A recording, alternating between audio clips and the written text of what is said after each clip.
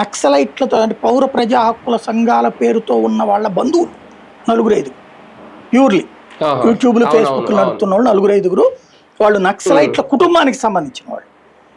వాళ్ళు జర్నలిజంలో కూడా అంటే ఇదివరకు నక్సలైట్ల కుటుంబాలకు సంబంధించినటువంటి వాళ్ళు తమని తాము కాపాడుకోవడానికి పోలీసులని కంట్రోల్ చేయడానికి జర్నలిజం ఎంచుకునేవాళ్ళు. అప్పుడు వీళ్ళు నక్సలిజం భావజాలంలో తెలిసినా కూడా పోలీసులు ఏం చేయలేకపోయేవాళ్ళు జర్నలిస్టులు కాబట్టి.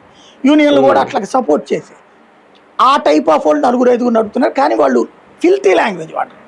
వాళ్ళు విషపూరితంగా యాంటీ జాతీయ అంటే జాతీయవాద వ్యతిరేకత నూరిపోస్తారు ప్రతిదానికి కూడా. మనం ఇప్పుడు ఫర్ ఎగ్జాంపుల్ నిన్న ఆయన నరేంద్ర మోడీ ఆ దేశానికి వెళ్ళాడు, ఏది ప్రపంచంలోనే అతిపెద్ద ముస్లిం దేశానికి వెళ్తే అక్కడ మంచి రిసీవింగ్ వచ్చింది, అంతా వచ్చింది.